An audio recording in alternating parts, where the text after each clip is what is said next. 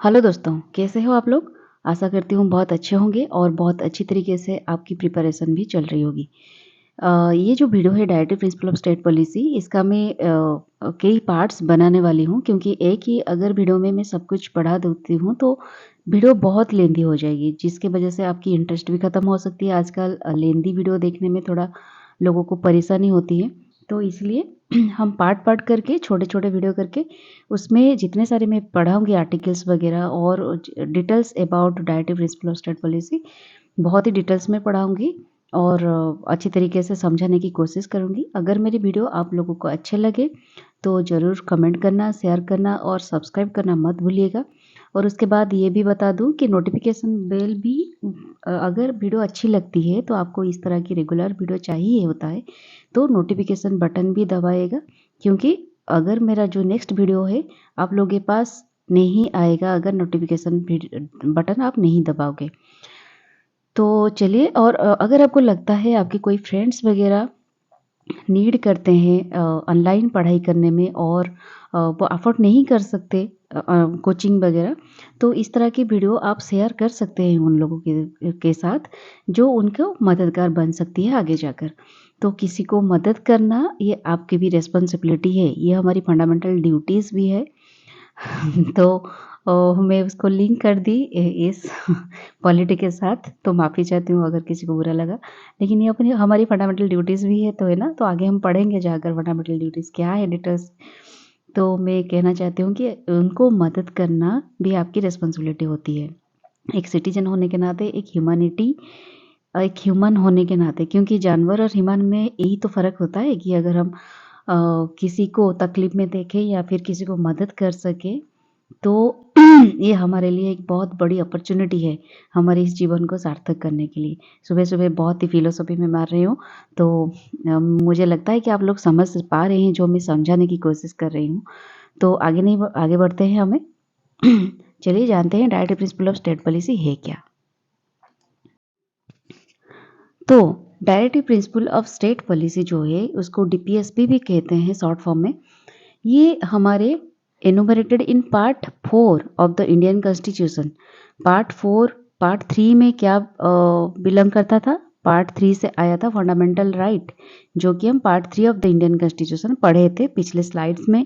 बहुत ही वीडियो है, बहुत ही डिटेल्स में मैंने उसमें सब कुछ पढ़ाया था, तो आप लोग जाकर उस वीडियो को देख सकते हैं अगर आपको जानना है। और पार्ट 4 हम पढ़ेंगे जो कि है डीपीएसपी। ये कॉन्स्टिट्यूशन के पार्ट 4 में एनुमरेटेड है और डीपीएसपी में आर्टिकल 36 से लेकर 51 तक है। हमारे जो फंडामेंटल राइट थे वो कितने से कितने तक थे? आर्टिकल 12 से लेकर आर्टिकल 35 तक। और यहाँ पे 36 से लेकर 51 तक। 36 और 37 अगर डीपली आप हम आगे जाकर पढ़ेंगे इसके बारे में। 36 और 37 तो नॉर्मली फंडामेंटल राइट्स में भी आर्टिकल 12 और 13 जो भी थे 36 37 उस तरह की है, तो इतना इम्पोर्टेंट नहीं है। लेकिन पर्टिकुलरली जो सिग्निफिकेंट आर्टिकल्स हैं वो है 38 से लेकर आर्टिकल 51 तक। ये जो डीपीएसपी ये हमने बोरो किया है आयरिश कॉन्स्टिट्यूशन से, ठीक है, which was copied from Spanish constitution. Irish constitution की जो डीपीएसपी है वो कॉपी किया गया था स्पेनिश कॉन्स्टिट्यूशन से, लेकिन हमारे जो इंडियन कॉन्स्टिट्यूशन उसने बोरो किया आयरिश कॉन्स्टिट्यूशन से। तो अगर एग्जाम में एमसीक्यूज आते हैं तो किससे हमारे कॉन्स्टिट्यूशन बोरो किया गया है डीपीएसपी का, तो आप लोगों को ये लिखना है कि आयरिश कॉन्स्टिट्यूशन, ना कि स्पेनिश कॉन्स्टिट्यूशन, क्योंकि आयरिश कॉन्स्टिट्यूशन ने कॉपी किया है स्पेनिश से, हम नहीं, ठीक है।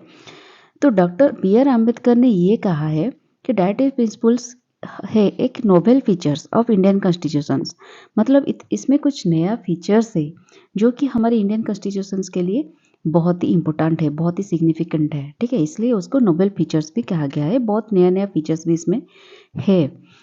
तो उसके बाद अगर हम डायरेक्टिव प्रिंसिपल और फंडामेंटल राइट्स को मिला देते हैं, ये हमारे इंडियन कॉन्स्टिट्यूशन की फिलोसॉफी को कंटेन करता है एंड इसको सोल ऑफ द कॉन्स्टिट्यूशन भी कहा जाता है। ये सब पॉइंट्स आप लोगों को याद रखनी है जो कि कई बार एमसीक्यूज में पूछा गया है सिविल सर्विस में और डिफरेंट कॉम्पिटिटिव एग्जाम्स में भी, जो भी एसएससी सीजीएल जो भी आते हैं ये बात आपको याद रखनी है, ठीक है। डायरेक्टिव प्रिंसिपल्स और फंडामेंटल राइट्स को फिलोसफी ऑफ इंडियन कॉन्स्टिट्यूशन भी कहते हैं और सोल ऑफ द कॉन्स्टिट्यूशन भी कहते हैं।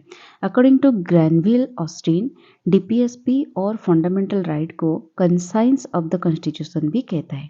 ठीक है, आगे बढ़ते हैं। अब हम देखेंगे जो डीपीएसपी बना उसका इन्फ्लुएंसेस, मतलब वो किस चीज़ों से इन्फ्लुएंस हुआ होकर डीपीएसपी बनता है इंडियन कॉन्स्टिट्यूशन में।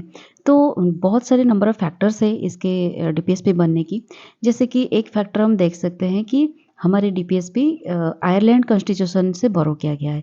इसका मतलब ये हुआ कि आयरलैंड कॉन्स्टिट्यूशन में ऐसा कुछ हुआ होगा, या फिर हमारे इंडियन जो फ्रेमर्स थे, कॉन्स्टिट्यूशन फ्रेमर्स थे, उन्होंने शायद आयरलैंड कॉन्स्टिट्यूशन से कुछ चीज़ें बहुत ही उनको इन्फ्लुएंस किया होगा, जिसके वजह से उन्होंने वो सब चीज़ें कॉन्स्टिट्यूशन से, आयरलैंड कॉन्स्टिट्यूशन से बोरो किया है। तो पहला पॉइंट ये होता है कि आयरलैंड कॉन्स्टिट्यूशन से डीपीएसपी का बोरो होना एक इन्फ्लुएंस माना जाता है। फिर सेकेंड चीज़ ये होता है, जो गवर्नमेंट ऑफ इंडिया एक्ट 1935 है, ये भी कहीं ना कहीं डीपीएसपी के साथ मिला जुला है। जैसे कि वहाँ पे एक कंसेप्ट आया था, इंस्ट्रूमेंट ऑफ इंस्ट्रक्शंस, ये लागू किए गए थे गवर्नमेंट ऑफ इंडिया एक्ट के तहत 1935 के तहत, जो कि है हमारे जो कॉलोनियल इंडिया जब था, कॉलोनियल पीरियड था, वहाँ पे आपको पता होगा, हिस्ट्री में पढ़े होंगे आप, वो जो हमारे गवर्नर्स थे, जो गवर्नमेंट थी उनको गवर्नर्स बोला जा रहा था और डिप्टी गवर्नर्स होते थे, तो गवर्नर जनरल्स होते थे। तो ये जो इंस्ट्रूमेंट ऑफ इंस्ट्रक्शंस है वो पर्टिकुलरली गवर्नर्स और गवर्नर जनरल को इशू किए गए थे, मतलब उनको इंस्ट्रक्शंस थी। ठीक है, और इंस्ट्रक्शंस हो रहे थे वो किस तरह से अपने काम करेंगे। पर्टिकुलरली तब जो इंस्ट्रक्शंस दिए गए थे वो एक्चुअली पॉलिटिकल था। ठीक है, उसमें वेलफेयर, सोसाइटी के वेलफेयर के लिए, वेलफेयर स्टेट बनाने के लिए ऐसा कुछ प्रोविजंस नहीं थे। तो ये जो एक्ट था, इसके साथ उन्होंने जिसको कंपेयर किया गया है, ऑथर ने कंपेयर किया है कि गवर्नमेंट ऑफ इंडिया एक्ट के जो इंस्ट्रूमेंट ऑफ इंस्ट्रक्शंस है उसको डीपीएसपी के साथ बहुत मिलता जुलता है वो चीज़ें। और डिफरेंस ये है कि इंस्ट्रूमेंट ऑफ इंस्ट्रक्शंस जो है वो ओनली लेजिस्लेचर के, तब जो था लेजिस्लेचर से को दिया जा रहा था, लेकिन हमारे अभी जो डीपीएसपी है वो बोथ लेजिस्लेचर के लिए है और एग्जीक्यूटिव के लिए है। दोनों को मिलाकर एक वेलफेयर स्टेट बनाने के लिए डीपीएसपी में गाइड करने के लिए डीपीएसपी बना है। ठीक है, तो जो थर्ड इन्फ्लुएंस है, ऑथर ये कहते हैं कि जो हमारे फ्रीडम ऑफ स्ट्रगल के जो लीडर्स हैं, तो उन वो रिप्रेजेंट करते हैं लिबरल डेमोक्रेटिक आइडियाज़ को। देखिए, हमारे जो हिस्ट्री में जो पढ़े होंगे या फिर सोशियोलॉजी जो पढ़े होंगे उनको ये बात पता होगा कि पर्टिकुलरली जब हमारे कॉलोनियल पीरियड में काफ़ी रिवॉल्यूशंस चल रहे आ रहे थे, डिफरेंट डिफरेंट कंट्रीज़ में इंडस्ट्रियल रिवॉल्यूशन हो गया, और उस टाइप के बहुत सारे रिवॉल्यूशंस, फ्रेंच रिवॉल्यूशंस, तो इस तरह के रिवॉल्यूशंस चले आ रहे थे। तो रिवॉल्यूशन के साथ साथ डिफरेंट डिफरेंट टाइम पीरियड में डिफरेंट आइडियाज़ भी उभर के आ रही थे, जैसे कि socialism, socialist ideas, liberal ideas, capitalism, ये सब चीज़ें उभर कर आ रही थी। ठीक है, तो हमारे जो फ्रीडम स्ट्रगलर थे, उन्होंने रिप्रेजेंट कर रहे थे लिबरल डेमोक्रेटिक आइडियाज़ को, कि किस तरह से हमारे एक वेलफेयर स्टेट बना जाए, जिस स्टेट में पॉलिटिकली, इकोनॉमिकली और सोशली सब तरह से एक डेवलपमेंट हो। ठीक है, तो इस चीज़ में भी उनका उनका इन्फ्लुएंस रहा है। ठीक है, ये एक इन्फ्लुएंस करता है उनको हमारे इंडियन कॉन्स्टिट्यूशन में पब्लिक पॉलिसीज़ को एक वेलफेयर स्टेट बनाने के लिए वो मोरल गाइडलाइंस बनाने लगते हैं उसी तरह से। तो फोर्थ पॉइंट ये कह रहा है कि कंटेम्प्रेरी सोशलिस्ट आइडियाज़, देखो वो भी मैं कह रही थी ना, लिबरल डेमोक्रेटिक आइडियाज़ एक बन के आई, जैसे कि सोशलिस्ट आइडियाज़ हो गया, उस तरह से कंटेम्प्रेरी जो सोशलिस्ट आइडियाज़ बन के आ रहे थे, डिफरेंट सोशलिस्ट जो थे हमारे, उनके माध्यम से वो भी हमारे कॉन्स्टिट्यूशन फ्रेमवर्क को के ऊपर कुछ इन्फ्लुएंसेस डाल रहे थे, इम्पैक्ट कर रहे थे। जैसे कि जो कैपिटलिज्म सोसाइटी था, उसमें जो वर्कर्स वगैरह थे वो बहुत टॉर्चर हो रहे थे, उनकी डेवलपमेंट कैसे हो, वो किस तरह से एक अच्छे परिवेश में, अच्छे एनवायरनमेंट में रहे, एनवायरनमेंट में काम करे, उनके फैमिली, उनकी डेवलपमेंट, पर्टिकुलरली उनकी होल डेवलपमेंट के लिए ध्यान रखा जाए, उस तरह की काम के लिए डीपीएसपी उस तरह की चीज़ें जो आइडियाज़ बन रहे थे, उसको भी लेकर डीपीएस में कुछ गाइडलाइंस वगैरह बने थे। तो नेक्स्ट ये कहता है जो हमारे जो महात्मा गांधी थे, आप लोगों को पता होगा हमारे कंट्री में प्री इंडिपेंडेंस एरा में महात्मा गांधी एक बहुत ही बड़े इन्फ्लुएंसर थे, ठीक है। तो उनका इन्फ्लुएंसेस भी बहुत ही रहा है हमारे डीपीएसपी बनने में। जैसे कि आप लोग आगे जाकर पढ़ेंगे, पंचायत में कुछ गाइडलाइंस बने हैं, कैसे रूल्स करना है, और विलेज इंडस्ट्री प्रमोशन के लिए किस तरह की गाइडलाइंस बनी है। ये सब महात्मा गांधी के आइडिया से बिलोंग करते हैं, उनके विजन से बिलोंग करते हैं। तो इस तरह के कुछ इन्फ्लुएंसेस आए जिसके वजह से डीपीएसपी बना। तो आगे चलिए जानते हैं क्या डीपीएसपी में आगे क्या होता है। अब हम देखेंगे फीचर्स ऑफ डीपीएसपी। फीचर्स क्या क्या है। तो पहले ये कहता है हमारे जो डीपीएसपी है वो हमारे जो स्टेट, यहाँ पे स्टेट की डेफिनेशन क्या होता है हम पढ़े थे ना फंडामेंटल राइट में। 1 मिनट। आर्टिकल 12 में स्टेट की डेफिनेशन थी। स्टेट में कौन बिलोंग करता है, जितने सारे सेंट्रल गवर्नमेंट है, स्टेट गवर्नमेंट है और स्टेट एग्जीक्यूटिव्स है, बहुत सारे जो अथॉरिटीज़ हैं उनको स्टेट के मान्यता दिया गया है इस पे। तो आप लोग ये मान के चलिए स्टेट का मतलब सिर्फ राज्य नहीं है, एक होल कंट्री में जितने सारे लेजिस्लेटिव, एग्जीक्यूटिव, एडमिनिस्ट्रेटिव अथॉरिटी है उन सभी को स्टेट के मान्यता दिया गया है यहाँ पे, ठीक है। वो डेफिनेशन के अंदर आ जाते हैं। तो डीपीएसपी का ये एक फीचर है कि वो स्टेट में जितने सारे लेजिस्लेटिव हो गया, एग्जीक्यूटिव हो गया या फिर एडमिनिस्ट्रेटिव मैटर्स हो गया, उसमें ये कॉन्स्टिट्यूशनल इंस्ट्रक्शन देता है और रिकमेंड करता है। मतलब अगर स्टेट कुछ पॉलिसीज़ बनाता है या फिर आगे जाकर कुछ लॉज़ बनाता है तो पहले उसके दिमाग में ये बात रखनी होगी कि डीपीएसपी को ध्यान में रखते हुए उसको आगे कुछ करना है। डीपीएसपी पर्टिकुलरली हमारे सोशली डेवलपमेंट के लिए, वेलफेयर स्टेट बनाने के लिए जो भी कंडीशंस गाइडलाइन दिए गए हैं उसको ध्यान में रखते हुए उनको पॉलिसी बनाना होगा। तो एक फीचर्स हो गया। सेकेंड फीचर्स है according to B R Ambedkar, उन्होंने ये बात रखी थी कि हमारे जो डीपीएसपी है वो रिजेम्बल्स टू इंस्ट्रूमेंट ऑफ इंस्ट्रक्शंस। मैंने आपको पिछले स्लाइड में पढ़ाया कि इंस्ट्रूमेंट ऑफ इंस्ट्रक्शंस है क्या, जो कि गवर्नर्स और गवर्नर जनरल को के लिए ये इंस्ट्रक्शंस थे जो कि ब्रिटिश गवर्नमेंट्स थी under government of India act 1935।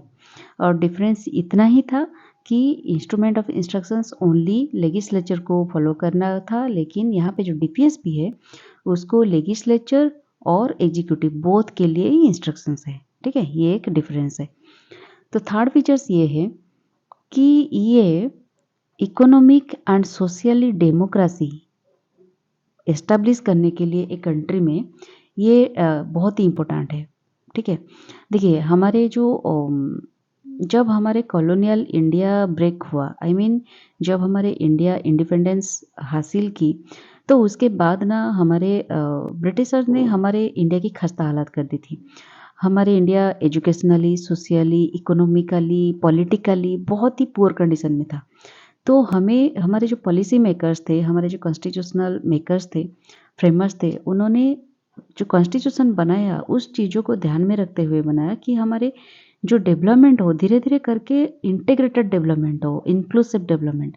मतलब हम सोशली डेवलप भी करें, फाइनेंशियली, इकोनॉमिकली भी डेवलप करें और एजुकेशनली, मोरली हर तरह से हमारा डेवलपमेंट हो। और जितने सारे रिसोर्स है वो रिसोर्स को ध्यान में रखते हुए उन्होंने वो डीपीएसपी बनाया और उसमें गाइडलाइंस दी किस तरह से करने से हमारे वेलफेयर स्टेट बन सकती है, ठीक है। पोलिस स्टेट से एक वेलफेयर स्टेट बन सकती है। पोलिस स्टेट का मतलब क्या है, जब ब्रिटिशर्स हमारे इंडिया में थे उनका सिर्फ पुलिस राज ही चल रहा था। मतलब मतलब उनमें कुछ सोशली लोग डेमोक्रेटिक कंसेप्ट ही नहीं था। लोगों के हित के लिए, लोगों के लिए जो काम करना, लोगों के इच्छा अनुसार काम करना, वो तो चीज़ नहीं था। वो अपने इच्छा को हमारे ऊपर थोप रहे थे। तो ये था पुलिस स्टेट, पुलिस की राज चल रही थी तब। लेकिन हमारे जो फ्रेमर्स थे उन्होंने डीपीएसपी इसलिए बनाया कि पुलिस स्टेट से हम कन्वर्ट हो सके एक वेलफेयर स्टेट को, ठीक है। ये एक हमारे कंसेप्ट था। तो फिर ये एक बहुत ही इंपॉर्टेंट पॉइंट है, आप लोग देख सकते हैं 4th नंबर, जो कि नॉन जस्टिसेबल हम इन नेचर। हमारे जो कॉन्स्टिट्यूशन है, 2 तरह की लॉज़ बनाई गई जो कि जस्टिसेबल एंड एक नॉन जस्टिसेबल। जस्टिसेबल था जो है फंडामेंटल राइट्स, मतलब अगर इसका हनन होता है तो आप कोर्ट में जाकर अपील कर सकते हो, अप्रोच कर सकते हो, हाई कोर्ट में हो या फिर सुप्रीम कोर्ट में डायरेक्ट अपील कर सकते हो। लेकिन नॉन जस्टिसेबल का मतलब ये है कि अगर गवर्नमेंट उसका वायोलेट करती है आपका, तो आप कोई भी कोर्ट में जाकर अपील नहीं कर सकते। ये नहीं बता सकते कि गवर्नमेंट ने वादा किया था ये सब करने के लिए और ये नहीं किया, क्योंकि ये जो है डीपीएसपी बना है वो इसलिए बना है कि कोई भी स्टेट में ये गाइडलाइन है। अगर एक एग्जांपल मैं दूँ, हमारे डीपीएसपी में एक आर्टिकल है जिसमें सबको, जितने ओल्ड एज को या फिर डिसेबिलिटी लोग जो होते हैं या फिर वुमेन होते हैं, अनएम्प्लॉयड लोग होते हैं, उनको एम्प्लॉयमेंट देने के लिए प्रोविजंस है। लेकिन एक स्टेट में अगर ठीक से उनका फाइनेंशियल कंडीशन ठीक नहीं है या फिर कुछ रिसोर्सेस नहीं है, तो वो हर एक अनएम्प्लॉयड लोगों को एम्प्लॉयमेंट नहीं दे सकता, उसके पास कैपेसिटी नहीं है। तो आप ये एक अनएम्प्लॉयड लोग को अगर उसको नौकरी नहीं मिली, काम नहीं मिला, तो ये कोर्ट में जाकर अपील नहीं कर सकता। देखिए डीपीएसपी में हमारा यही आर्टिकल है और गवर्नमेंट को ये फॉलो करना है और गवर्नमेंट इस वजह से मुझे अनएम्प्लॉयमेंट से नौकरी देने के लिए वादा किया था, नहीं दे पाया, इसलिए मैं कोर्ट में आ रही हूँ। तो इस तरह से आप जाकर अपील नहीं कर सकते कोर्ट में, क्योंकि गवर्नमेंट के पास रिसोर्स नहीं है, गवर्नमेंट बाउंड नहीं है। लेकिन अगर वो कुछ लॉ बनाता है तो उसको गवर्नमेंट को ध्यान में रखना होगा, ठीक है। तो इसलिए इसको नॉन जस्टिसेबल कहा गया है। तो फिफ्थ पॉइंट ये हो गया, help the courts in examining and determining the constitutional validity of law.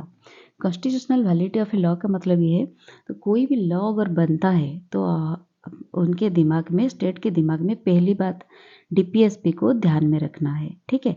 उसको ध्यान में रख के एक लॉ बनानी होगी, एक पॉलिसी बनानी होगी। अगर कोई भी लॉ बनती है तो पहले इस ग्राउंड पे देखा जाएगा वो डीपीएसपी को ध्यान में रखे हैं या फिर नहीं। तो इसलिए इसको कहा गया है, ये एग्जामाइन करता है और डिटरमाइन करता है कॉन्स्टिट्यूशनल लॉ जो बनता है वो वैलिड है या फिर नहीं, ठीक है। ये हो गया फीचर्स। अगर हम उसके बाद कैरेक्टरिस्टिक्स के बारे में बात करें डीपीएसपी के, तो ये पहले ये कहता है, ideals to be followed by the state. मतलब जैसे कि हम फीचर्स में पढ़े, तो स्टेट जो भी पॉलिसीज़ बनाएगा या फिर जो भी लॉ बनाएगा, तो उसको पहले डीपीएसपी को ध्यान में रखना होगा। डीपीएसपी में जितने सारे गाइडलाइंस दिए गए हैं और जितने सारे रिकमेंडेशंस हैं, उसको ध्यान में रखते हुए उनको पॉलिसी फॉर्मुलेट करनी होगी और लॉ एनेक्ट करनी होगी, ठीक है। ये हो गया फर्स्ट कैरेक्टरिस्टिक्स। तो सेकंड हो गया limitations on arbitrary exercise of power. इसका मतलब ये है कि डॉक्टर बी आर अम्बेडकर ने ये कहा था कि these are limitations on anyone coming to power. देखिए हमारे अभी आप लोग फिलहाल ये फील कर रहे होंगे, एक्सपीरियंस कर रहे होंगे कि हमारे जितने सारे पॉलिटिशियंस हैं, जब वो इलेक्शंस लड़ते हैं तो कई कई बार हमारे रैली में वो ये कहते हुए सुनाई देता है, हाँ मैं ये कर दूंगा, ये अगर आ गई मैं इस बार तो मैं इतने सारे लैपटॉप दे दूंगी, इतने सारे साइकिल्स दे दूंगी या फिर इतने सारे खाना दे दूंगी, आई मीन चावल दाल वगैरह, तो ये कर लूँगा, एजुकेशन फ्री कर दूंगा, इलेक्ट्रिक बिल फ्री कर दूंगा। तो इस तरह से कुछ उनका वार्डिंग्स होते हैं, इस तरह की वो दावे करते हैं। लेकिन जब वो पावर में आ जाते हैं तो पावर की गलत इस्तेमाल करने लगते हैं। एक बार पावर में आ जाने के बाद तो कई बार देखा गया है, तो वो जो वर्डिक्स देते हैं उनको निभाते नहीं हैं और उनकी पावर के बहुत आर्बिट्ररीली मिसयूज़ करते हैं, ठीक है। कहीं कॉन्फ्लिक्ट हो गया, कहीं मर्डर हो गया, कहीं किस पे घुसापेटी हो गया, तो दंगे हो गए, फसाद हो गए, इस तरह से बहुत सारे केसेस निकल कर आते हैं टाइम टू टाइम। तो इस तरह से इसीलिए डीपीएसपी बना गया है ताकि उन जो आर्बिट्ररी पावर्स की वो मिसयूज़ करते हैं, आर्बिट्ररी पावर की यूज़ करते हैं, तो उसमें लिमिटेशंस लगाया जाए, इसीलिए डीपीएसपी बना है। ये कैरेक्टरिस्टिक्स है डीपीएसपी का। तो थर्ड पॉइंट ये है, non enforceable in nature. Article 37 में ये मेंशन किया गया है, हम आगे जाकर पढ़ेंगे 37 के बारे में, कि डीपीएसपी ऑटोमेटिकली एनफोर्सेबल नहीं है। अगर कोई भी गवर्नमेंट वायोलेट करता है आपकी कुछ राइट्स देने में, जो कि डीपीएसपी में मेंशन किया गया है, तो आप कोर्ट में डायरेक्ट अप्रोच नहीं कर सकते इस वजह से कि गवर्नमेंट में उसको वायोलेट किया। ठीक है, नेक्स्ट चलते हैं। फिर हम अगर फोर्थ पॉइंट देखें तो ये कहता है एम्प्लीफिकेशन ऑफ प्रीएम्बल। हमारे प्रीएम्बल में जो भी एंश्राइंड किया गया है, ठीक है, जो भी वैल्यूज़ को एंश्राइंड किया गया है उसको एम्प्लीफाई करता है डीपीएसपी। जैसे कि एक एग्जांपल मान के चलिए, हमारे प्रीएम्बल में एक वर्ड है जो कि सोशलिस्ट डेमोक्रेसी। ठीक है, ये इसको ऐड किया गया था 42nd अमेंडमेंट एक्ट में, जो कि आर्टिकल 38 के द्वारा इसको इम्पोर्टेंस मिली। ठीक है, वो जो सोशलिस्ट हमारे आर्टिकल 38 में इसके ऊपर कुछ आर्टिकल्स बने हैं, हमारे कुछ गाइडलाइंस है जो कि सोशलिज्म आइडियाज़ को अप्रोच करते हैं। तो सोशलिस्ट डेमोक्रेसी को मीनिंग देता है जो कि प्रीएम्बल में मेंशन किया गया है। और एक चीज़ है सेकुलरिज्म, वो भी मेंशन किया गया था। इसको मीनिंग इम्पोर्टेंस देता है article 44। Article 44 uniform civil code के बारे में बात करता है, जिसमें सेकुलरिज्म कॉन्सेप्ट का बहुत ही इम्पोर्टेंस है और सेकुलरिज्म कॉन्सेप्ट को ये निभाते हुए ये आर्टिकल बना है। ठीक है, तो इस तरह से ये प्रीएम्बल को एम्प्लीफाई करता है। फिर फिफ्थ जो पॉइंट है वो है मोरल ऑब्लिगेशन। मोरल ऑब्लिगेशन मतलब हमारी जो स्टेट अथॉरिटीज़ हैं, जो एग्जीक्यूटिव है, जो भी लेजिस्लेचर है या फिर एडमिनिस्ट्रेटिव अथॉरिटीज़ है, उनको ये उनके ऊपर एक मोरल ऑब्लिगेशन ये इम्पोज करता है कि आप जो भी करते हो, जो भी पॉलिसीज़ बनाते हो, जो भी एडमिनिस्ट्रेशन बनाते हो, वो उसको बनाने से पहले डीपीएसपी को ध्यान में रखते हुए बनाओ। ठीक है, ये कम्प्लीटली पॉलिटिकल इन नेचर। आप जो भी करो, एक एग्जीक्यूटिव हो गया, एडमिनिस्ट्रेटिव हो गया या फिर लेजिस्लेचर अथॉरिटी हो गया, वो जो भी पावर में आता है वो ओनली पब्लिक के लिए आता है। ठीक है, एक लेजिस्लेचर में जो आता है सिलेक्ट होके, वो एक पब्लिक वोट से आता है। ठीक है, इसलिए उसका रिस्पॉन्सिबिलिटी है पब्लिक को वो सर्विस देना, एक पब्लिक के लिए पॉलिसीज़ बनाना, उनका डेवलपमेंट के लिए काम करना। तो आप अपने पावर को मिसयूटिलाइज नहीं कर सकते हो। ठीक है, इसीलिए आपको ये ध्यान में रखते हुए, पॉलिटिकल नेचर को ध्यान में रखते हुए ये मोरल ऑब्लिगेशंस प्रोवाइड करता है। ये हो गया कैरेक्टरिस्टिक्स। फिर हमारा आ गया क्लासिफिकेशन ऑफ डायरेक्टिव प्रिंसिपल्स। हम डायरेक्टिव प्रिंसिपल को क्लासीफाई करेंगे on the basis of content and directions. जितने सारे कंटेंट्स हैं, जो भी आर्टिकल्स हैं, किन किन चीज़ों को ध्यान में रखते हुए गाइडलाइंस बने हैं, कौन कौन सी डायरेक्शन के ऊपर काम करते हुए गाइडलाइंस बने हैं, उनको बेस करके डीपीएसपी को 3 तरह से डिवाइड किया गया है। तो पहला है सोशलिस्ट प्रिंसिपल। ठीक है, आज हम जो पढ़ने वाले हैं वो ओनली सोशलिस्ट प्रिंसिपल के बारे में पढ़ेंगे। तो नेक्स्ट चैप्टर में, नेक्स्ट वीडियोस में मैं गांधीयन प्रिंसिपल के बारे में बताऊंगी, और उसके बाद जो वीडियो आएगी वो होगी लिबरल इंटेलेक्चुअल प्रिंसिपल्स। ठीक है, तो सोशलिस्ट प्रिंसिपल में आर्टिकल 38, 39, 39A, 41, 42, 43, 43A एंड 47, ये 1, 2, 3, 4, 5, 6, 7, 8, ठीक है, ये 8 आर्टिकल बिलोंग करती है सोशलिस्ट प्रिंसिपल से। 1, 2, 3, 4, 5, और ये आर्टिकल 40, 43, 46, 47, 48 ये बिलोंग करती है गांधीयन प्रिंसिपल से। और 44, 45, 48, 48A, 49, 50 एंड 51 ये बिलोंग करती है लिबरल प्रिंसिपल से। ठीक है, इसके बारे में हम धीरे धीरे करके आर्टिकल ख़त्म करेंगे। आर्टिकल 36 एंड 37 ये फंडामेंटल है, I mean equivalent to article 12 and 13 of fundamental right. ठीक है, तो इसको बहुत इंपॉर्टेंस नहीं देना है, बस छोटे से हल्के से जानना है 36 37 क्या है। तो इसके बारे में हम डिटेल्स पढ़ेंगे, ये सब आर्टिकल्स के बारे में। तो चलिए नेक्स्ट चलते हैं। Before beginning of the other articles, मैं पहले आर्टिकल 36, 37 बता देती हूँ आपको लोगों को। 36 ये कहता है कि 36 में हम स्टेट के डेफिनेशंस के बारे में पढ़ते हैं। जैसे कि हमने आर्टिकल 12 में डिटेल्स इस बारे में पढ़ा था, कौन कौन चीज़ों को स्टेट मान्यता दिया गया है या नहीं। अगर आप लोग को इसके बारे में डिटेल्स जानना है तो मैं लिंक दे दूँगी, आप फंडामेंटल राइट की जो पार्ट 1 वीडियो मैंने बनाई थी उसमें जाकर देख लेना। तो यहाँ पे स्टेट वही कहता है कि पार्ट 3 में जो भी मीनिंग है स्टेट की ये सेम है आज पार्ट 4 में। ये इंक्लूड करता है government and parliament of India, and the government and legislature of each of the state and all local and other authorities। ठीक है, जैसे कि मैं आपको बता रही थी जितने सारे executive, legislative and administrative authorities हैं वो सब स्टेट के डेफिनेशन में जाते हैं।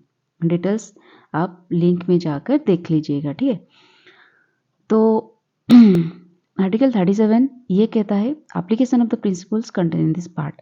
आर्टिकल 37 से ये तय होता है कि ये जो डीपीएसपी है ये एनफोर्सेबल नहीं है। ठीक है, अगर गवर्नमेंट इसके वायोलेट करती है तो आप डायरेक्ट जाकर हाई कोर्ट या फिर सुप्रीम कोर्ट में अप्रोच नहीं कर सकते हो। हाँ, ये एक बात है कि ये गवर्नेंस में एक फंडामेंटल चीज़ है हमारे कंट्री के। ठीक है, एक फंडामेंटल है हमारे कंट्री में। तो गवर्नमेंट जो भी पॉलिसीज़ बनाएगी, जो भी लॉज़ बनाएगी, पहले डीपीएसपी को ध्यान में रखते हुए उसको उसको बनाना होगा। ये गवर्नमेंट की, ये स्टेट की ड्यूटी है। तो 37, 36 में ये सब बातें बोली गई है। उसके बाद हम मेजर आर्टिकल्स में आते हैं।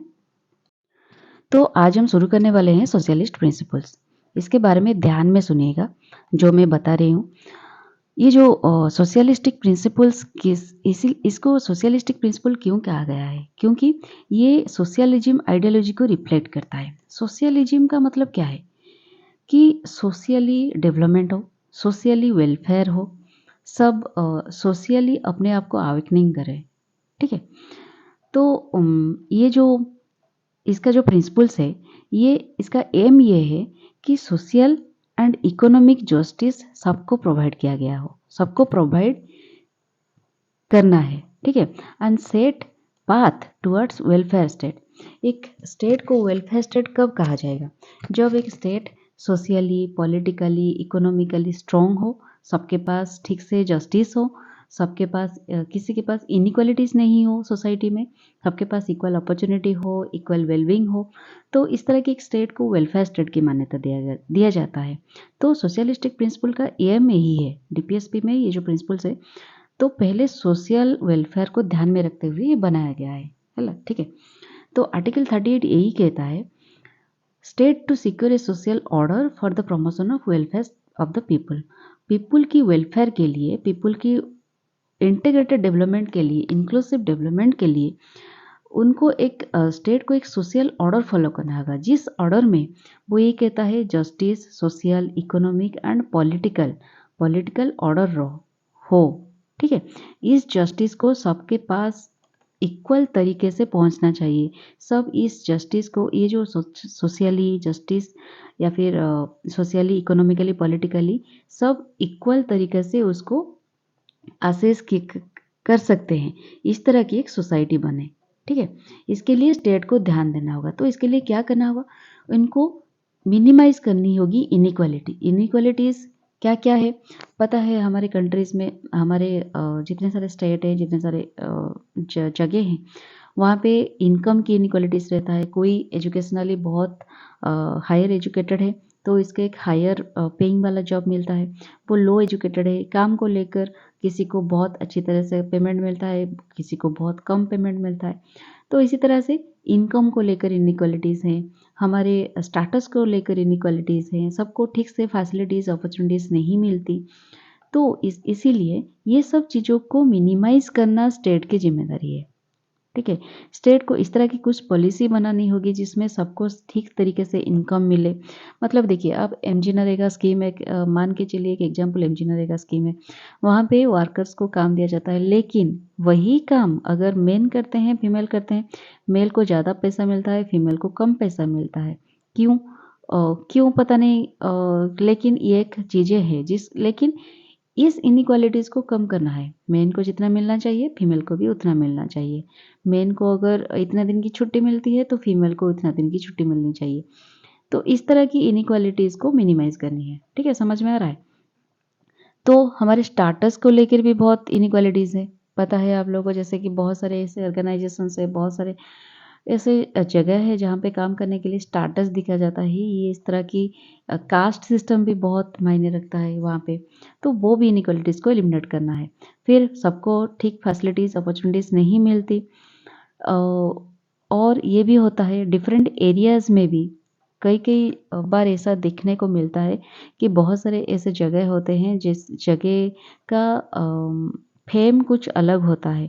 कई कई जगह बहुत फेमस होता है जहाँ से हर तरह के लोगों को आसानी से सब कुछ एम्प्लॉयमेंट अपॉर्चुनिटीज़ मिल जाती है, लेकिन बहुत सारे ऐसे जगह होते हैं जहाँ को जिसको सुनते ही उनको उनके दिमाग में लोगों के दिमाग में एक नेगेटिव थॉट्स आ जाता है, तो वो वहाँ से जो लोग बिलोंग करते हैं उनको ठीक से अपॉर्चुनिटी नहीं देते। इस तरह के भी कुछ चीज़ें दिखा जाता है सोसाइटी में। तो इस तरह की चीज़ों को मिनिमाइज़ करना है, इनइक्वालिटीज़ को मिनिमाइज़ करना है, ये हमारे आर्टिकल 38 में लिखा गया है सोशल वेलफेयर को ध्यान में रखते हुए।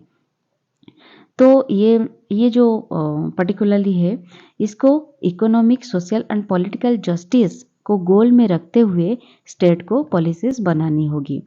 हमारे डिफरेंट स्टाटस भी है हमारे कंट्री में, सोसाइटी में एग्जिस्ट करता है, कास्ट सिस्टम भी एग्जिस्ट करता है, इसको एलिमिनेट करना हमारे स्टेट की एक ड्यूटी है।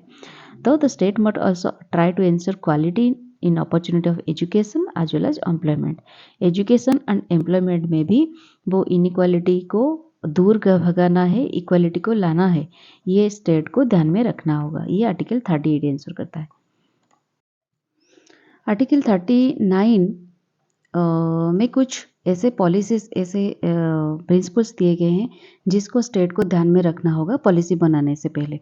तो पहले ये कहता है that the citizens men and women have the right to an adequate means of livelihood. Men and women को सही तरीके से इक्वल अपॉर्चुनिटी मिलना चाहिए अपने लाइवलीहुड को जीने के लिए, पहला point. Second clause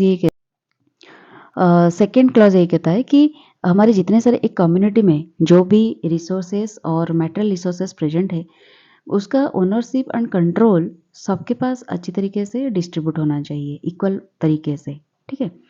third clause यही कहता है, तो हमारे जो क्लॉज सी ये कहता है कि हमारे जो इकोनॉमिक सिस्टम एक सोसाइटी में प्रिवेल करता है, वो इकोनॉमिक सिस्टम से कोई भी एक पर्टिकुलर ग्रुप या फिर पर्टिकुलर इंसान के पास ये वेल्थ कंसंट्रेशन ना हो, सबके पास इक्वली डिस्ट्रीब्यूशन हो, ठीक है।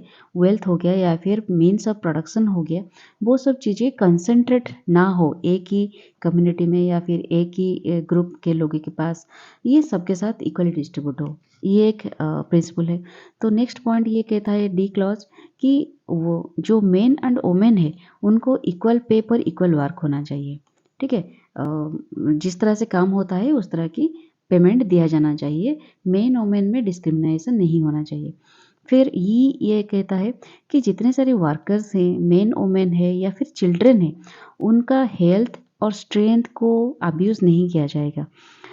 जैसे कि कई बार देखा जाता है वर्किंग कंडीशन में जो वर्कर ग्रुप्स होते हैं, अगर उनका तबीयत थोड़ा ख़राब है या फिर वो वीक है, उनके ऊपर आप काम थोप नहीं सकते, बहुत सारे काम थोप नहीं सकते। उनकी एज को ध्यान में रखते हुए और उनकी हेल्थ कंडीशन को ध्यान में रखते हुए उनको काम दिया जाना चाहिए।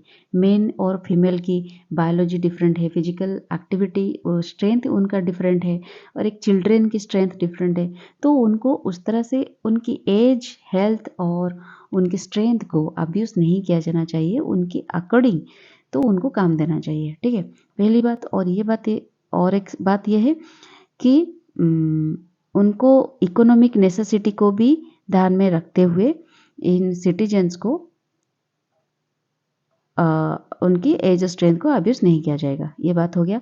तो सिक्स्थ पॉइंट ये कहता है जो प्रिंसिपल से, children are given opportunities and facilities to develop in a healthy manner, ठीक है। चिल्ड्रेन को एक अपॉर्चुनिटी दिया जाना चाहिए और एक फैसिलिटी भी दिया जाना चाहिए कि एक हेल्दी मैनर में वो कैसे डेवलप करे, और उनको फ्रीडम भी दिया जाना चाहिए और उनकी डिग्निटी भी मेंटेन होनी चाहिए, ठीक है।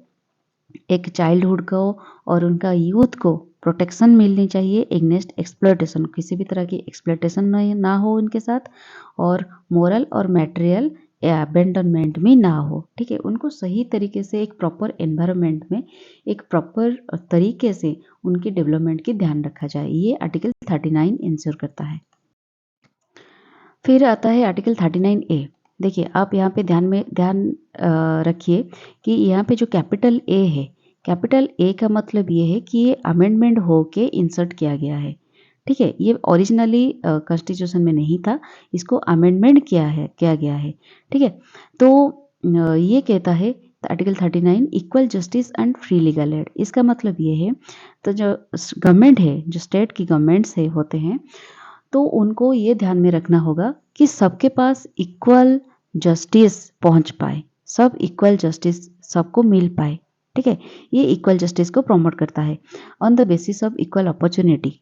ठीक है, इसका मतलब ये है कि स्टेट को ये इंश्योर करना होगा कि अगर कोई इंसान जिसके पास पैसा नहीं है, इकोनॉमिकली बैक है, पुअर है और डिसेबिलिटी है, जो कि खुद से अपने लॉयर प्रोवाइड नहीं कर सकता, खुद से लीगल जस्टिस नहीं हासिल कर पा रहा हो, तो स्टेट की रिस्पॉन्सिबिलिटी है तो ये अपने तरीके से कुछ रिप्रेजेंटेटिव वहाँ पे तैनात करे। ठीक है, या फिर कुछ लॉयर्स को प्रोवाइड करे उस तरह के लोगों को, ताकि इक्वल जस्टिस ना मिलने की जो फितरत है, जस्टिस उन लोगों को अच्छी तरीके से मिल पाए। ठीक है, कोई भी पर्सन को डिनाई नहीं किया जाएगा, कोई भी सिटीजन को, कि वो इकोनॉमिकली पुअर है या फिर डिसेबिलिटी है या फिर कोई भी ऐसा कंडीशन है जिसके वजह से वो अब जस्टिस को हासिल नहीं कर पाया। ठीक है, तो इसी वजह से national legal service authority act 1987 बनाया गया था, जो कि 42nd अमेंडमेंट एक्ट 1976 में इंसर्ट किया गया था इसको। और इसके एम यही था कि कोई भी पर्सन को डिनाई नहीं किया जाएगा, कोई भी सिटीजन को on the basis of economic और अदर डिसेबिलिटीज, कि उसको जस्टिस नहीं मिल पाया। ठीक है, आर्टिकल 39A यही आंसर करता है। फिर हम देखेंगे आर्टिकल 41 यही कहता है right to work, to education and to public assistant in certain cases. क्या है इसके बारे में डिटेल्स जल्दी जानते हैं। तो ये कहता है आर्टिकल 41 कि state shall with in the limits of its economic capacity and development. State के पास जितना ही कैपेसिटी है, फाइनेंशियल कैपेसिटी हो, जितने पैसा है स्टेट के पास या फिर जितने रिसोर्सेस है या फिर डेवलपमेंट के लिए जो भी मटेरियल इनपुट्स है, उसको ध्यान में रखते हुए स्टेट को ये इंश्योर करना होगा, ये करना होगा कि वो राइट टू वर्क दे, right to education and public assistance in case of unemployment.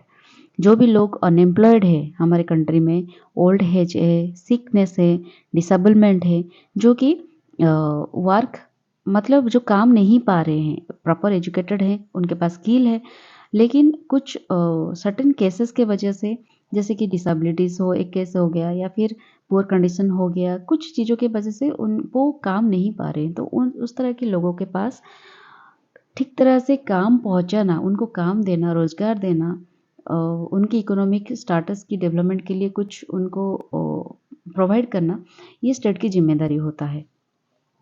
जो स्टेट के पास जो भी इकोनॉमिक कैपेसिटी हो, उसको ध्यान में रखते हुए स्टेट को ये पॉलिसीज बनानी होगी।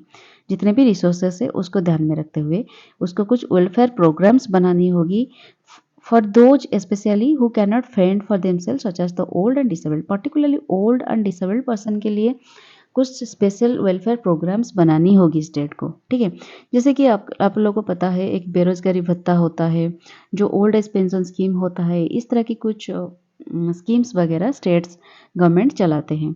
और एमजी नरेगा स्कीम हो गया, जो कि एक नेशनल सोशल असिस्टेंस प्रोग्राम है, और इसके वजह से बहुत सारे लोगों को काम मिलता है, मंथली पेंशन्स भी मिलते हैं इसका।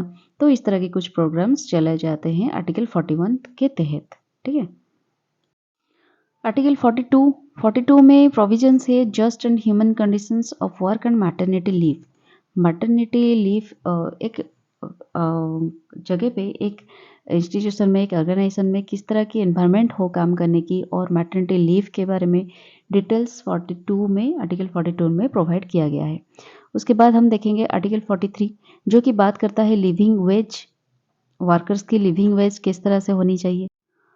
आर्टिकल 43 में पर्टिकुलरली ये कहा गया है कि एक स्टेट को ये इंश्योर करना होगा, एंडेवर करना होगा to secure by suitable legislature और इकोनॉमिक ऑर्गेनाइजेशन और in any other way to all workers. जो भी वर्कर्स है, एग्रीकल्चरल हो गया या फिर इंडस्ट्रियल हो गया या फिर कोई भी जगह पे वो काम कर रहे हैं, कोई भी वर्कर्स, उनको एक डिसेंट स्टैंडर्ड लाइफ देने की बात की गई है, और full enjoyment of leisure working hour में किस तरह की लीजर होनी चाहिए, एनवायरनमेंट कैसी होनी चाहिए, वो अपने जॉब को फुल्ली एंजॉय कर रहे हैं कि नहीं, ये सब चीज़ों को ध्यान में रखना होगा।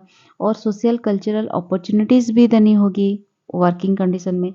तो इस तरह की कुछ चीज़ें को ध्यान में रख के पॉलिसीज़ बनानी होगी। आर्टिकल 33 में ये कहा गया है, 43 में।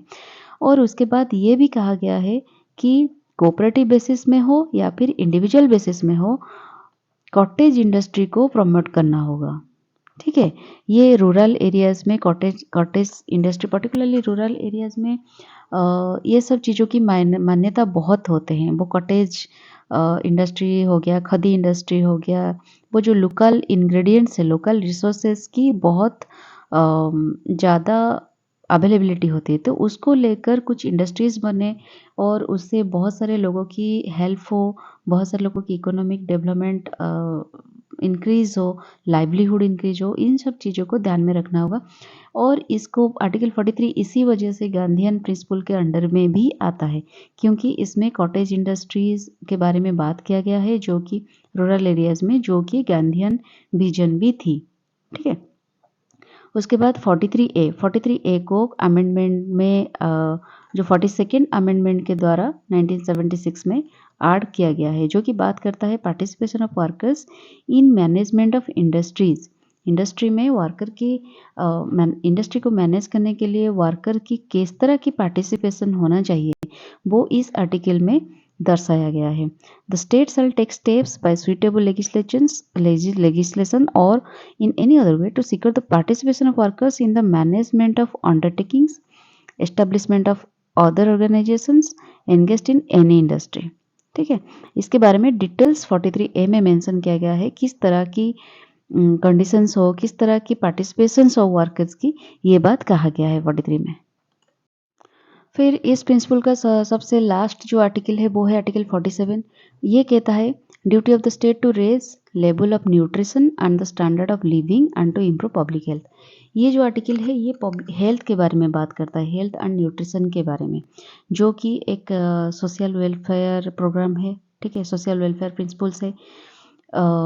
स्टैंडर्ड ऑफ लिविंग किस तरह से बनेगी, अगर हमारे पास एक अच्छी हेल्थ नहीं होगी तो हम एक अच्छे स्टैंडर्ड ऑफ लिविंग मेंटेन नहीं कर पाएंगे। अगर हम हर रोज़ इल होंगे, हर रोज़ सिक होंगे, हमें काम करने का मन नहीं लगेगा, तो हमारे स्टैंडर्ड ऑफ लिविंग किस तरह से अच्छी होगी। ठीक है, तो अच्छी लाइफस्टाइल होने के लिए एक अच्छी न्यूट्रिशन होने की ज़रूरत है, हमें अच्छे फूड लेने की ज़रूरत है, अच्छे हेल्दी माइंड भी होना ज़रूरी है।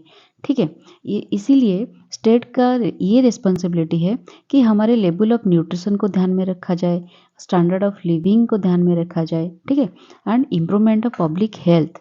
हमारे जो प्राइमरी ड्यूटीज़ हैं गवर्नमेंट की ड्यूटीज़ में ये पहली लिस्ट में रहे कि हमारे न्यूट्रिशन को, हमारे हेल्थ को पहली प्राइमरी इम्पोर्टेंस दिया जाए। ठीक है, और ये बात भी इसमें कहा गया है, जो इंटॉक्सिकेटिंग ड्रिंक्स है जैसे कि अल्कोहल्स हो गया और जितने सारे इंटॉक्सिकेटिंग ड्रिंक्स हो गया, तो इसको मेडिसिनल पर्पस के लिए यूज़ किया जाए। ठीक है, इसकी कंजप्शन को, अगर वो मेडिसिनल पर्पस के लिए नहीं होता है, एंजॉयमेंट के लिए होता है, तो ये इलीगल माना जाता है। ठीक है, जो कि इंजूरियस टू हेल्थ ऑल्सो, ये एक बात को ध्यान में रखना होगा। इसको आर्टिकल 47 को ऑल्सो गांधीयन प्रिंसिपल के अंदर भी इंक्लूड किया गया है। पर्टिकुलरली क्यों, गांधीयन विजन भी थी कि हेल्थ और न्यूट्रिशन को ध्यान में रखना, और इसी वजह से मिड डे मील स्कीम भी जो बनी वो गांधीयन प्रिंसिपल को ध्यान में रखते हुए ये बनाया गया था। और फूड सिक्योरिटी एक्ट इसीलिए पास किया गया है 2013 में, इस आर्टिकल को ध्यान में रखते हुए, जो कि इस डायरेक्टिव प्रिंसिपल को फुलफिल करता है। ठीक है, इसके साथ हमारा ख़त्म होता है डायरेक्टिव प्रिंसिपल का सोशलिस्ट प्रिंसिपल। और आप लोगों को नेक्स्ट स्लाइड में मैं बताती हूँ कि किस तरह से मैं इसको सिंपली याद रखने की तरीका। देखिए, मैंने एक माइंड मैप इसका बनाया है, आप लोग सिंपली किस तरह से इसको याद रख सकते हैं। ये है सोशलिस्ट प्रिंसिपल्स। ठीक है, सोशलिस्ट प्रिंसिपल में ये हो गया आर्टिकल 1 2 3 4 5 6 7 8, टोटल 8 आर्टिकल है सोशलिस्ट प्रिंसिपल में। ठीक है, पहला है आर्टिकल 38 जो कि welfare of people by securing social order permitted by justice, एक सोशल ऑर्डर मेंटेन करना होगा, ये बात बताती है। किस तरह से socially, economically, politically order maintain करके हम सोशल वेलफेयर के लिए काम कर सकते हैं। तो इक्वल जस्टिस भी दे सकते हैं, ये आर्टिकल 38 कहता है। उसके बाद 39 में हमारे जो 6 क्लॉजेस थे, इसके बारे में ये बात करता है। फिर आ गया हम आर्टिकल 39 ए हो गया, जो कि equal justice and free legal aid to the poor, किस तरह से किसी को डिनाई नहीं किया जाएगा फ्री लीगल एड देने के लिए, ये बात बताती है। फिर आर्टिकल 41 ये कहता है right to work, education and public assistant in certain cases, article 41 में डिस्कस किए हैं। आर्टिकल 42 ये कहता है provision for just and human condition of work and maternity leave के लिए आर्टिकल 42 बात करता है। फिर आर्टिकल 43 लिविंग वेज वर्कर्स के लिए बात करता है। आर्टिकल 43 ए कहता है participation of workers in management of industry. ये दोनों देखिए लिंक किस तरह से लिंक है। 43 ए वर्कर्स लिविंग वेजेस के लिए बात करता है, और ये कहता है वर्कर्स कैसे पार्टिसिपेट करेंगे एक ऑर्गेनाइजेशन में, इंडस्ट्री में, ये इसके बारे में बात करता है, ठीक है। और आर्टिकल 47 ये कहता है duty of the state to raise level of nutrition and standard of living and public health, ये हेल्थ के ऊपर बात करता है, ठीक है। तो इस तरह से आप इसको निकाल के एक सीट निकाल के प्रिंट आउट करके अपने डेस्क में लगाकर इसको हर रोज अगर याद करेंगे तो आपकी याद रह जाएगा सोशलिस्ट प्रिंसिपल में कितने क्या क्या आर्टिकल्स आए हैं और उनका जिस्ट क्या है, याद आएगा तो डिटेल्स आपको अच्छी तरह से याद रह जाएगा। तो ठीक है, इस तरह से माइंड मैप भी आप लोगों के लिए बनाई हूँ मैं अच्छी तरीके से, आप चाहते हैं तो इसको भी याद रख सकते हैं। और लास्टली मैं और एक टेबल के लिस्ट के साथ मैं आपको बनाई हूँ कि कौन कौन सी डायरेक्टिव प्रिंसिपल्स जो कि अमेंडमेंट के द्वारा ऐड किया गया है उसके बारे में यहाँ पे मैं बताई हूँ। इसको भी आप अगर चाहो तो स्क्रीनशॉट ले लो या फिर प्रिंट आउट करके आप इसको हर रोज याद करोगे तो याद रह जाएगा। जैसे कि article 39A, 43A and 48A, ये जो 4 आर्टिकल्स हैं इसको 42nd अमेंडमेंट एक्ट 1976 के तहत ऐड किया गया था। 39 क्या कहता है, to secure opportunity for healthy development of children, इसके बारे में बात किया गया था अमेंडमेंट करके। 39A में equal justice and provide legal aid to the poor, इस बारे में बात किया गया था। 43A पार्टिसिपेशन ऑफ वर्कर्स, इसके बारे में बात किया गया है। और 48A to protect and improve environment and safeguard forest and wildlife, इसके बारे में हम आगे जाकर पढ़ेंगे, ये शायद लिबरल प्रिंसिपल में है। तो 44th अमेंडमेंट एक्ट में आर्टिकल 38 ऐड किया गया है जो कि minimise inequalities in income, status, facilities and opportunities, इसके बारे में बात करता है। 86th अमेंडमेंट एक्ट जो कि 2002 में आई थी, ये आर्टिकल 45 के बारे में बात करता है, ठीक है। Made elementary education a fundamental right under article 21A, ठीक है। इसको 86th अमेंडमेंट में ऐड किया गया था। और 97th अमेंडमेंट एक्ट जो कि 2011 में आई थी, आर्टिकल 43B इसमें ऐड किया गया था, जिसको principles relating to cooperative societies के बारे में बात किया गया है, ठीक है। तो ये हो गया आप लोगों का माइंड मैप, और इसको आप ब्रीफली याद रख सकते हो। तो चलिए हम नेक्स्ट वीडियो में मिलते हैं गांधीयन प्रिंसिपल के साथ। और अगर आप लोगों को अच्छी लगी तो सब्सक्राइब करना मत भूलिएगा, कमेंट करना, शेयर करना और लाइक करना। तो आज के लिए इतना ही, बहुत ही लंबा हो गया है वीडियो, इसके लिए माफ़ी चाहती हूँ, लेकिन बहुत इंफॉर्मेटिव है, मुझे लगता है आपको लोगों को ज़रूर देखना चाहिए, ठीक है। तो रहती हूँ, टेक केयर।